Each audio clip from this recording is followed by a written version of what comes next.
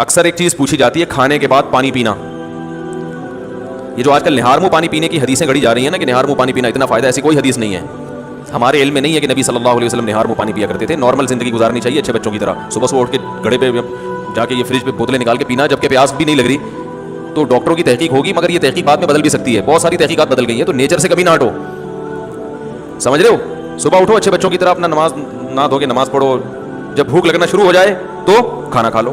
پیاس لگنا شروع ہو جائے تو بولو بھائی پانی پی لو. بس اس طرح ہنسی خوشی زندگی گزارو اور تھوڑا ایکٹیویٹی رکھو، کوئی بھاگم دوڑم، کچھ چلت پھرت رکھو، فٹ فاٹ رہو گے انشاءاللہ. بھیلا وجہ اٹھ کے پانی چڑھا رہا ہے. کئی لوگ مبتلا ہو چکے ہیں اس میں. فائدے ہیں اس کے، میں نہیں کہتا کہ فائدہ نہیں ہے، سائڈ افیکٹ بھی ہیں. جو بھی کام آپ ایک نیچرل لائف سے ہٹ کے کرو گے نا، اس کے جہاں فائدے ہوں گے وہاں کچھ ایسے نقصان ہو رہے ہوں گے جو آپ کو بعد میں پتہ چلیں گے. اور بعض نقصان تو ایسے ہوتے ہیں جو پتہ ہی نہیں چلتے کہ یہ اس کی وجہ سے ہوئے ہیں. اس لیے نارمل اچھے بچوں کی طرح زندگی گزارنی چاہیے. کوئی بیماری ہو، اس بیماری میں ڈاکٹر بطور دوا کے تجویز کرے تو ٹھیک ہے. کوئی بیماری ہو گئی نا آپ کو، اس میں بطور دوا کے، بطور علاج کے، وہ ایک الگ چیز ہے، وہ ٹھیک ہے. لیکن نارمل آدمی کو، جوان آدمی کو ایسی ایکٹیویٹیز نہیں کرنی چاہیے اچھے بچوں کی طرح سیدھا تمیز سے، جیسے اس کے باپ دادا زندگی گزارتے آئے تھے. جانوروں کو دیکھا کبھی صبح اٹھتے ہی پانی پی رہے ہو جا کے ہیں؟ صبح اٹھتے ہی سارے جانور، ان کو کیا چاہیے؟ بھوک لگنا شروع ہوتی ہے، کھانا کھاتے ہیں. تو نبی اسی طرح یہ بھی بہت ہے کہ کھانے کے بعد پانی نہ پیو، کھانے کے بعد پانی نہ پیو. سنا ہوگا آپ نے، سب سنتے ہیں کھانے کے بعد پانی زہر ہے، یہ ہے فلانا ڈمکانا ہے. اس بارے میں کچھ لوگ حدیثیں بھی بیان کرتے ہیں. نبی صلی اللہ علیہ وسلم کی سیرت جب ہم دیکھتے ہیں تو آپ صلی اللہ علیہ وسلم نے کھانے کے بعد پانی پیا بھی ہے. عمل سے بھی ثابت ہوتا ہے کہ پانی پیا ہے. اور نبی صلی اللہ علیہ وسلم نے جو قولی حدیث ہے اس سے بھی پتہ چلتا ہے کہ کھانا اور پانی ساتھ ساتھ ہیں. ابھی آدھا کلپ نہ بنانے، پورا ہونے دیں، تو ایسا نہ ہو آدھا کاٹ کے پیش کر دیں. دیکھو حدیث میں آتا ہے رسول اللہ صلی اللہ علیہ وسلم گھر سے نکلے، شدید بھوک تھی آپ کو، شدید بھوک، پریشان ہو کے گھر سے نکلے. حضرت ابو بکر ملے، کیا مسئلہ ہے؟ ان کے ساتھ بھی یہی مسئلہ تھا، بھوک کی شدت نے پریشان کر دیا. حضرت عمر کا بھی یہی مسئلہ، بھوک کی شدت نے پریشان کر دیا. یہ تینوں اصحاب جا رہے ہیں. ایک صحابی نے کہا، دعوت کی ان کی، اپنے باغ میں لے کر گئے، تر کھجوریں سامنے لا کے رکھیں. آپ صلی اللہ علیہ وسلم نے ان کھجوروں کو تناول فرمایا اور فرمایا ان نعمتوں کے بارے میں ہم سے قیامت کے دن سوال ہوگا. اور وہ کھجوریں آپ نے کھانے کے بعد کنویں کا میٹھا پانی پیا اور سیر ہو گئے.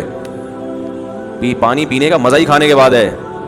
نہیں آ رہی سمجھ؟ جب شدید بھوک میں آپ کھجوریں کھاؤ گے اور اس کے بعد پانی پیو گے، کیا مزہ نہیں آئے گا؟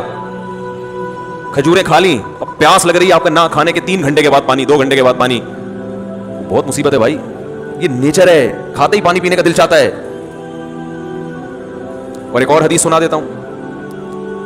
آپ صلی اللہ علیہ وسلم نے فرمایا میدے کے 3 حصے کرو، ایک حصہ کھانا، ایک حصہ پانی، ایک حصہ ہوا. تو یہ جو ایک حصہ پانی اور ایک حصہ کھانا، اس کا صاف مطلب ہے کہ کھانے کے ساتھ ہی پانی ہے، تبھی تو اس کے لیے جگہ چھوڑنی ہے. کیا ہو گیا؟ اگر کھانے کے 2 گھنٹے بعد پانی ہوتا تو 1/3 کھانا تو وہ ہضم ہو چکا ہوتا ہے، پھر تو پورا میدا پانی کے لیے تیار ہے. تو دونوں حدیثوں کو ملائیں تو رزلٹ کیا سامنے آئے گا کہ کھانا پانی، قرآن میں کیا، کلو واشربو، کھاؤ اور پیو، کھاؤ اور پیو. تو کھانا پینا اکٹھا ہے. لیکن دونوں حدیثوں کو ہم ساتھ ملاتے ہیں. آدھی حدیث لوگ ہیں نا، آدھی نہیں لوگ، پھر مسئلہ خراب ہوگا. دونوں کو ساتھ ملاتے ہیں. ایک حدیث میں آ رہا ہے کھانے کے بعد آپ نے پانی پیا اور کھجور کے بعد، جس میں عام طور پہ منع کیا جاتا ہے. اور دوسری حدیث میں آ رہا ہے کہ 1/3 کھانا، 1/3 سانس لینے کے لیے جگہ. اتنا بھر کے کھاتے ہیں کہ سانس ہی نہیں آ رہا ہوتا، وہ پھیپھڑوں کی جگہ نہیں مل رہی ہوتی پھولنے کے لیے. اور 1/3 پانی. پتہ یہ چلا کہ یہ پیشکش اس کے لیے ہے جو 1/3 کھانا کھاتا ہے. سمجھ میں آ رہی ہے بات؟ اتنا کھانا کھاؤ کہ پانی کے لیے جگہ ہو. آج کل جو منع کیا جاتا ہے کھانے کے بعد پانی سے، ان لوگوں کو شاید ڈاکٹروں کی مراد وہ لوگ ہوں یا سب لوگ ہی ایسا کر رہے ہیں، وہ یہاں تک کھاتے ہیں. اس کے بعد جب آپ پانی پئیں گے تو وہ کھانا پھول جاتا ہے یا اور مسائل پیدا کرتا ہے، وہ جگہ بچتی نہیں ہے. اس سے نتیجہ کیا نکلتا ہے؟ بد ہضمی. تو تھوڑا کھانا اگر کھایا جائے تو اس کے بعد پانی پینے میں کوئی حرج نہیں ہے، بلکہ فائدہ مند ہے، کیونکہ نبی نے جو کام کیا وہ نقصان دہ نہیں ہو سکتا. دوسری بات یہ ہے کہ پانی کس قسم کا پینا ہے.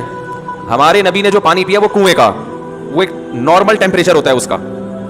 اور ہمارے ہاں جو کھانے کے بعد پانی پیا جاتا ہے وہ فریج کا نکلا ہوا ٹھنڈا ٹھاٹ. سمجھ میں آ رہی ہے بات؟ اس سے میدے کا کیا ہو جاتا ہے؟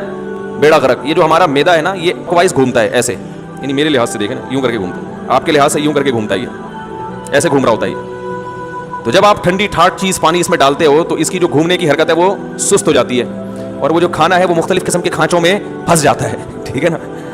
جیسے ایک چیز گھوم رہی ہو نا، کوئی چکی ہے جو اپنے گھوم رہی ہے پیس رہی ہے تو ظاہر ہے فرق پڑتا ہے نا, اس کی رفتار سلو ہو جائے تو میرے کی رفتار ٹھنڈے ہونے کی وجہ سے کیا ہو جاتی ہے, تو اس سے قبض ہوتا ہے اور درجنوں بیماریاں پیدا ہوتی ہیں. تو پانی کھانے کے بعد پی سکتے ہیں آپ, بشرطے کہ کھانا آپ نے تمیز سے کھایا ہو اور پانی کا ٹیمپریچر بہت زیادہ کم نہ ہو, ٹھنڈا پانی نہ ہو. سمجھ رہے ہیں کہ نہیں سمجھ رہے؟